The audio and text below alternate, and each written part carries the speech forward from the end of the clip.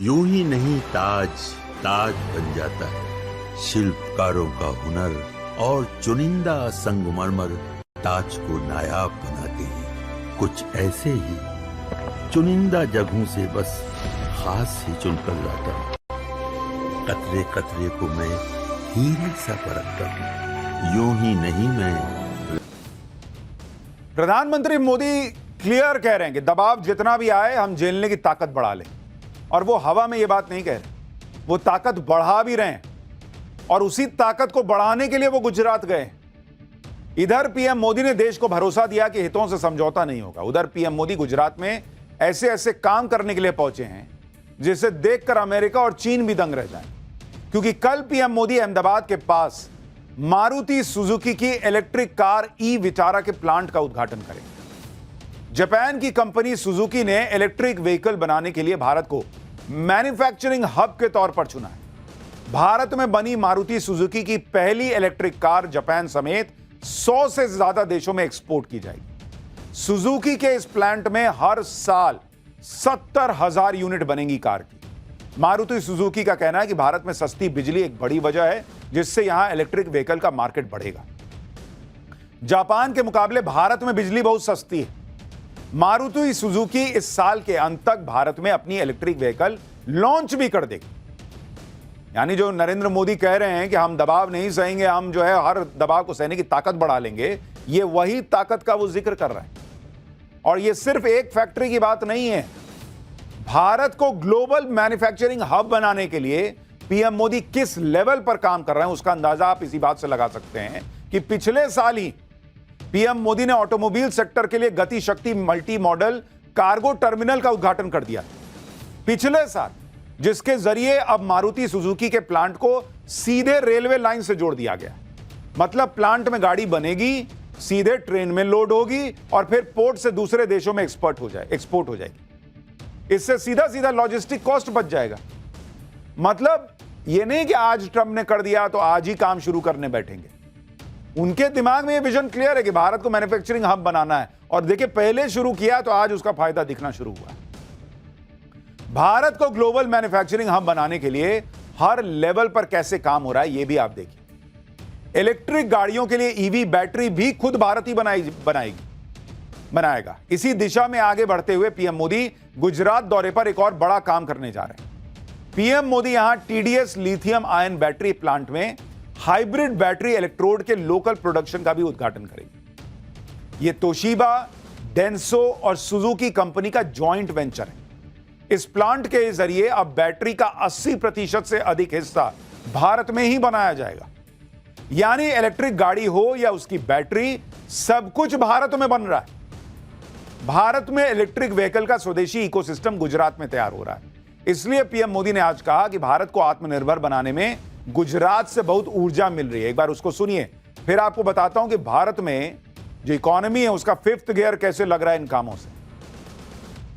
साथियों, आज आत्मनिर्भर भारत अभियान को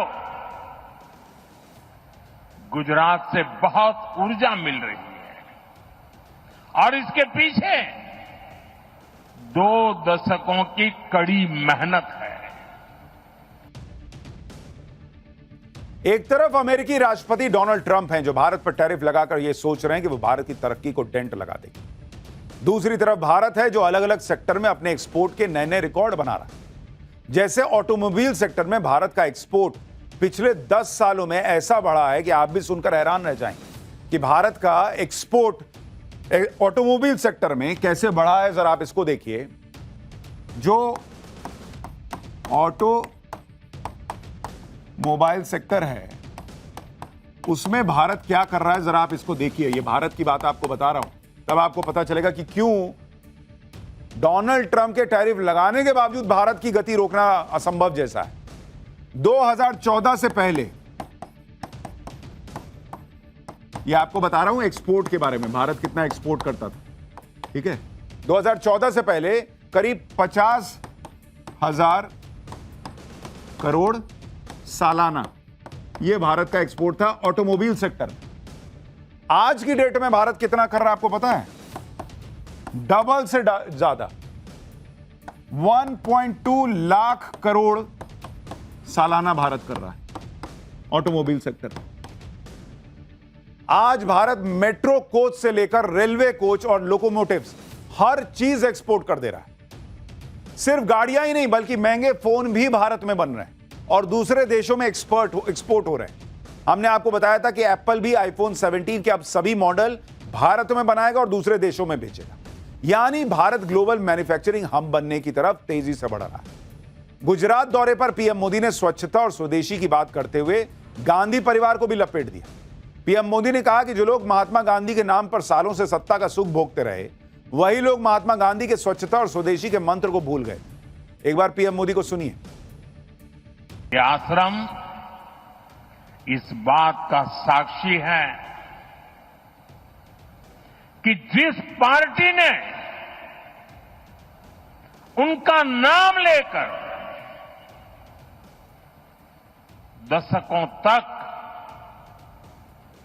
सत्ता सुख भोगते रहे, उसने बापू की आत्मा को कुचल दिया। उसने स्वदेशी के बापू के मंत्र के साथ क्या किया? आज आपने पिछले कई वर्षों से जो दिन रात गांधी के नाम पर अपनी गाड़ी चलाते हैं, एक बार भी उनके मुंह से न स्वच्छता शब्द सुना होगा, न स्वदेशी शब्द सुना होगा।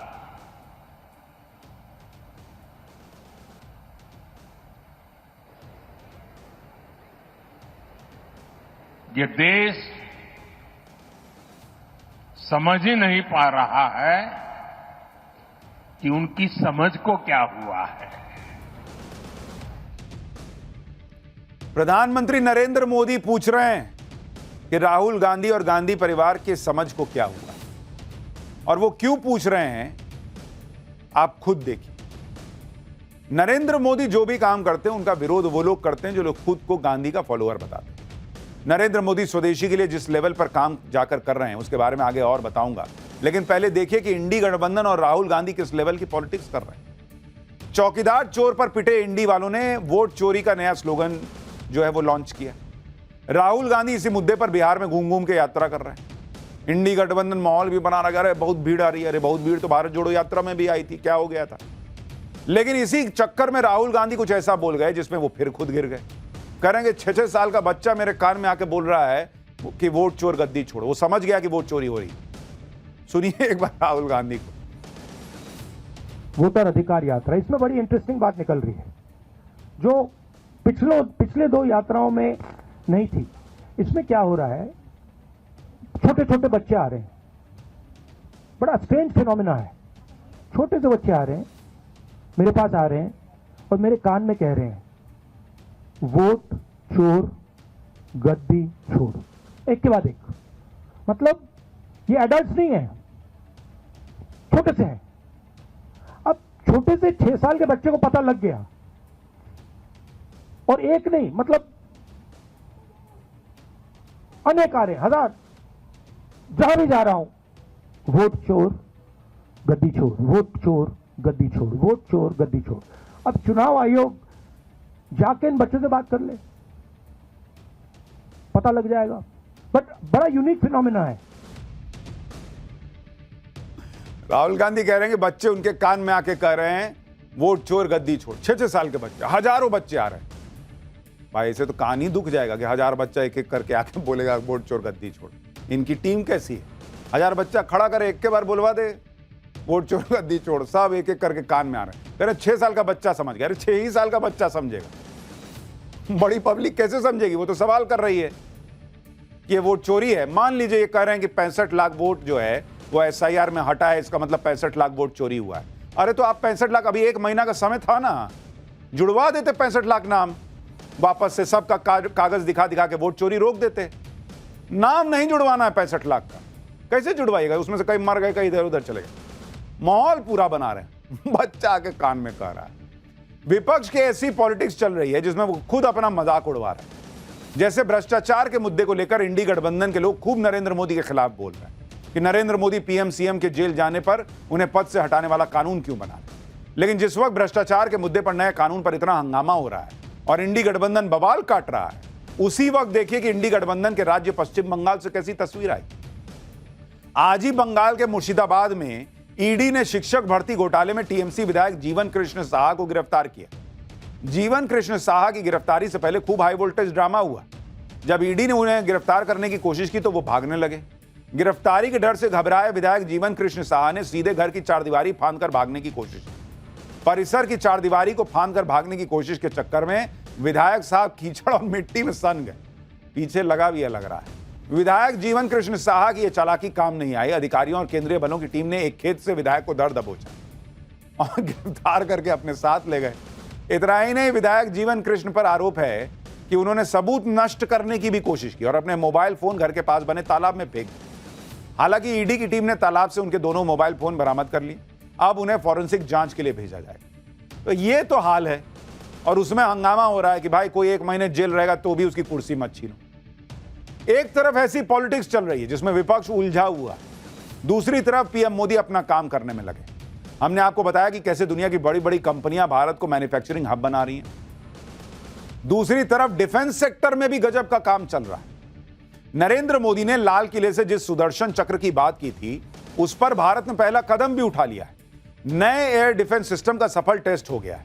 इस एयर डिफेंस सिस्टम का नाम है IADW यानी integrated air defence weapon system. यह एक multi layer air defence system है जो पूरी तरह स्वदेशी है।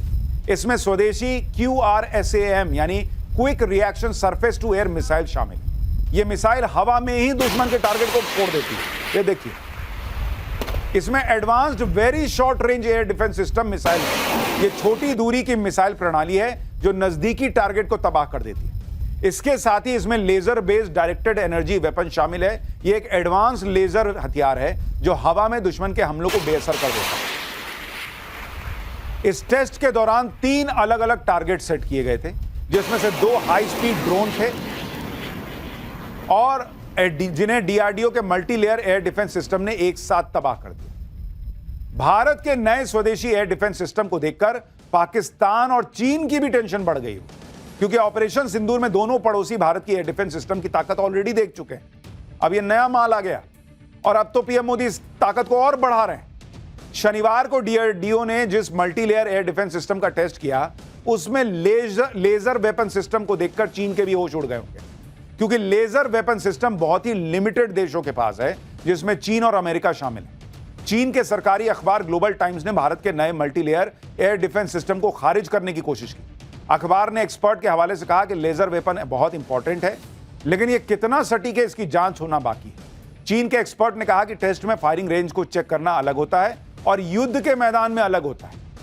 मतलब ये लोग माहौल बना रहे हैं कि भारत बना तो लिया है, लेकिन क्या है पता नहीं चलेगा, नहीं चलेगा। फिर देना पाकिस्तान को हथियार, अभी राउंड 2 में किसी से फोड़ देंगे। चीन के इस तरह का बयान देना ही यह बताता है कि उसे नए भारत की ताकत का अंदाजा है और उसको परेशानी हो रही है। चीन को पता है कि अगर Bharat multi layer air defence system का जाल बिछा देगा तो भारत के आसमान को भेदना अभी ही मुश्किल है, तब तो और नामुमकिन हो जाएगा। एक तरफ देसी एयर डिफेंस सिस्टम है, दूसरी तरफ देसी जेट इंजन है। ऐसा काम ना हो रहा बॉस, आप सुनते जाइए। प्रधानमंत्री मोदी ने स्वदेशी जेट इंजन की बात भी की थी, क्योंकि जेट इंजन के मामले में अब तक भारत दूसरे देशों पर निर्भर था। इस मामले में भी काम तेजी से आगे बढ़ने वाला है। भारत और फ्रांस मिलकर जेट इंजन बनाने वाले हैं। यह जेट इंजन भारत के स्वदेशी 5th जनरेशन फाइटर एयरक्राफ्ट में इस्तेमाल होगा। इस प्रोजेक्ट के तहत 100% टेक्नोलॉजी ट्रांसफर के तहत काम होगा। इस प्रोजेक्ट में फ्रांस की aerospace company saffron joint production करेगी। फ्रांस की कंपनी पहले से ही भारत में हेलीकॉप्टर इंजन बना रही, यानी भारत ने स्वदेशी जेट इंजन बनाने की दिशा में कदम बढ़ा दिया है। शुरुआत जॉइंट प्रोडक्शन से हो भी गई। सिर्फ फ्रांस ही नहीं बल्कि कई देश हैं जो भारत में जेट इंजन के प्रोडक्शन के लिए लाइन लगाए हुए हैं, और इसमें अमेरिका भी है। भारत और अमेरिका के बीच भी जेट इंजन बनाने को लेकर जल्द बातचीत आगे बढ़ेगी। यह जेट इंजन भारत के मल्टी रोल फाइटर जेट तेजस MK2 में इस्तेमाल होंगे। 2 साल पहले HAL यानी हिंदुस्तान एरोनॉटिक्स लिमिटेड और US defence company GE aerospace के बीच फाइटर जेट इंजन के ज्वाइंट प्रोडक्शन की डील हुई थी। लेकिन 2 साल से इस डील को फाइनल करने पर बातचीत चल रही थी। अब खबर है कि इस डील से जुड़ी जो कमर्शियल शर्तें हैं उस पर बात होगी। दावा है कि अगले 3 महीने में सब फाइनल हो जाएगा और इस डील के तहत general electric aerospace 80% technology transfer को तैयार हो गया है, जबकि पहले यही जीई एरोस्पेस कह रहा था कि नहीं 58% से ज्यादा टेक्नोलॉजी ट्रांसफर नहीं करेंगे, चाहे जो कर लो। अब कहा जा रहा कि नहीं 80% के लिए तैयार हो गया। यानी अमेरिका की डिफेंस कंपनियों को भी समझ आ गया कि भारत के पास फ्रांस जैसे विकल्प हैं, हम नहीं देंगे तो उससे ले लेगा। नरेंद्र मोदी ने जिस तरह से भारत में ही डिफेंस प्रोडक्शन की स्पीड बढ़ा दी है, उससे बड़ी बड़ी ग्लोबल डिफेंस कंपनियों की हालत खराब होगी। ग्लोबल डिफेंस मार्केट में हड़कंप मचा हुआ है। आप तेजस का ही उदाहरण देख लीजिए। कई डिफेंस रिपोर्ट्स के मुताबिक भारत के पास करीब 500 फाइटर जेट है और भारत को कुल 750 फाइटर जेट चाहिए। अब फाइटर जेट के लिए या तो सीधे विदेशी कंपनियों से खरीदिए या देश में प्रोडक्शन कर लीजिए। नरेंद्र मोदी ने देश में प्रोडक्शन करने को कहा है, क्योंकि एक राफेल में 4 तेजस आ जाते हैं। जितने आप एक राफेल के लिए पैसा दीजिएगा उतने में 4 तेजस बन जाते हैं। भारत के पास अभी तेजस के 3 मॉडल हैं, तेजस मार्क 1, तेजस मार्क 1A और तेजस मार्क 2। इनमें तेजस मार्क 1, तेजस मार्क 1A का प्रोडक्शन हो रहा है और तेजस मार्क 2 का प्रोडक्शन स्टार्ट होने वाला है। सरकार ने कुछ दिन पहले ही तेजस मार्क 1A के 97 अतिरिक्त विमानों के लिए 62,000 करोड़ रुपए अप्रूव भी कर दिए। इससे पहले तेजस मार्क 1A के 48 विमानों के लिए 48,000 करोड़ रुपए दिए जा चुके हैं। इसके अलावा भारतीय एयरफोर्स तेजस मार्क 2 के करीब 200 विमान खरीदने का प्लान भी कर रही है। यानी कुल मिलाकर सरकार ने 180 तेजस मार्क 1A के लिए 1,10,000 करोड़ रुपए का ऑर्डर दे दिया है।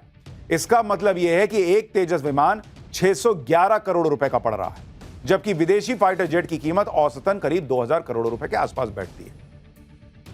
इधर तेजस को एयरफोर्स में शामिल किया जाएगा, उधर आज दशकों से भारतीय वायुसेना की ताकत रहे MiG-21 फाइटर जेट की विदाई का वक्त भी आ गया।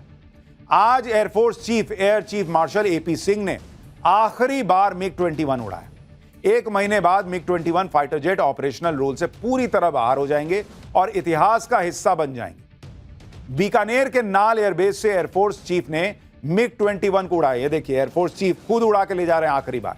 इसी फाइटर जेट में उन्होंने अपनी पहली ट्रेनिंग भी ली थी। अभी एयरफोर्स के पास MiG-21 की 2 स्क्वाड्रन बची हैं। करीब 6 दशक से भारतीय एयरफोर्स MiG-21 का इस्तेमाल कर रही है। MiG-21 को साल 1963 में एयरफोर्स में शामिल किया था, 1963 में। MiG-21 भारतीय एयरफोर्स के लिए पहला सुपरसोनिक एयरक्राफ्ट था। साल 1965 की जंग हो या 1971 की जंग हो, MiG-21 अपना जलवा दिखा चुका है। माना जाता है कि MiG-21 ने सबसे घातक हमला 1971 की जंग में किया था। 14 नवंबर 1971 को ढाका में गवर्नर के घर पर इसी से अटैक किया गया था, 14 दिसंबर को 1971 में, और इसके 2 दिन बाद 16 दिसंबर को पाकिस्तान ने सरेंडर कर दिया। MiG-21 के बारे में कहा जाता है कि MiG-21 सभी जेनरेशन के एयरक्राफ्ट को डाउन कर चुका है और इसका आखिरी शिकार F-16 था। एयरफोर्स में पुराने पायलट हैं, उसमें से ज्यादातर पायलट की पहली सवारी MiG-21 ही रही। लेकिन अब भारत के लिए राफेल और दूसरे नए जेट्स आ गए हैं, ये पुराना पड़ गया है, तो इसको अब अलविदा दोस्त कह दिया जाए। आप ये देखिए कि मोदी सरकार में कैसे डिफेंस प्रोडक्शन कई गुना बढ़ गया। भारत हथियारों का बड़ा एक्सपोर्टर बनता जा रहा है। अगर आप इसको देखिएगा कि भारत की ताकत कैसे बढ़ी है, कह ना रहा हूं कि भारत में जो चीजें हो रही हैं वो अद्भुत लेवल पे हो रही हैं। अगर आप देखिएगा कि स्वदेशी डिफेंस प्रोडक्शन जो हो रहा था भारत में, वो कोई मामूली लेवल पे नहीं बढ़ा है। उसका अभी आप आंकड़ा देखिएगा, आप कहिएगा गजब ही है। 2014-15 में अगर आप देखिएगा, उस वक्त जो भारत स्वदेशी डिफेंस प्रोडक्शन कर रहा था वो था 46,429 करोड़ रुपए। इतने का स्वदेशी air defence system, air defence production था। आज की डेट में साल 2024-25 में आप सोचिए कितना बढ़ा हो, क्योंकि भाई ये तो आप जो देख रहे हैं ये आजादी से लेके 2014-15 तक, लेकिन पीछे 10 साल में ये 46,429 करोड़ बढ़कर हो चुका है 1,50,000 करोड़ रुपए का प्रोडक्ट। 1,50,000 करोड़, ऑलमोस्ट 3 गुना बढ़ गया है बॉस, 2 गुना, 224% का जंप है ये, 224%। इसी तरह अगर आप डिफेंस एक्सपोर्ट देखिएगा, अगर आप इसको देखिएगा, डिफेंस एक्सपोर्ट जो भारत पहले करता था और आज की डेट में कर रहा है, आपको पता चल जाएगा कि चीजें कहां जा रही हैं और भारत कैसे तरक्की कर रहा है। 2013-14 में भारत कितना डिफेंस एक्सपोर्ट कर रहा था? 686 करोड़। समझ रहे हैं? 1000 करोड़ भी नहीं था बॉस। आज की डेट में अगर आप देखिएगा 2024-25 में, तो ये बढ़कर 23,622 करोड़ पहुंच गया।